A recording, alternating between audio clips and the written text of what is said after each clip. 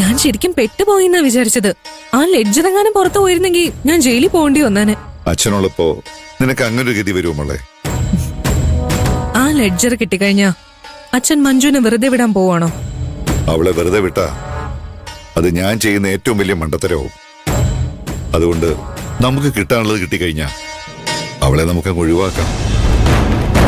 മഞ്ജുവിനെ എന്റെ കൈകൊണ്ട് കൊല്ലണമെന്നായിരുന്നു എന്റെ ആഗ്രഹം. ആ പോട്ടെ, എങ്ങനെയാണെങ്കിലും ഇന്നത്തോടെ അവളുടെ കഥ തീരുമല്ലോ, അതില് സന്തോഷം. ഇത്രയും നേരമായിട്ട് മഹിമേന്താ വിളിക്കാത്തത്? ഗുണ്ടകള് മഞ്ജുവിനോട് എങ്ങനെ പെരുമാറുമെന്ന് അവക്കൊരു ചിന്തയില്ലേ? അവക്ക് മഞ്ജുവിനോട് സ്നേഹമൊന്നുമില്ലേ? ഇനി അവളെങ്ങാനും പോലീസിനോടോ ഗിരിയോടോ കാര്യം പറഞ്ഞു കാണുമോ? ഏയ്, അതിനുള്ള ധൈര്യമൊന്നും അവള് കാണിക്കില്ല. ആരെങ്കിലും ആ വിവരം അറിയിച്ചാ മഞ്ജുവിന്റെ അവസ്ഥ എന്താവുമെന്ന് ഞാൻ അവളോട് പറഞ്ഞിട്ടുണ്ട്. മഹിമ അങ്ങനെ പേടിക്കുന്ന ടൈപ്പാണെന്ന് അച്ഛന് തോന്നുന്നുണ്ടോ? അവക്ക് സ്വന്തം കാര്യത്തിൽ പേടി കാണില്ല, പക്ഷേ മഞ്ജുവിന്റെ കാര്യത്തില് അവക്ക് എന്തായാലും പേടി കാണും. മഞ്ജു അവൾക്ക് വെറും ചേച്ചി മാത്രമല്ല, അവക്ക് മഹിമയുടെ മനസ്സിലെ ഒരമ്മയുടെ സ്ഥാനമുണ്ട്. അവളുടെ ജീവൻ വെച്ചൊന്നും മഹിമ കളിക്കില്ല.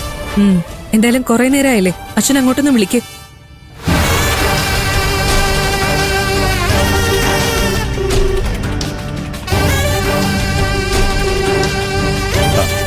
ഹലോ മഹിമ മോളെ, നിന്റെ തീരുമാനം എന്തായി?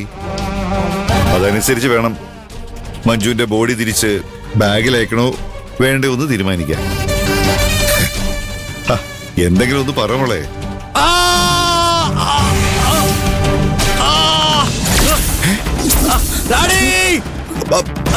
അത് സഞ്ജു അല്ലേ?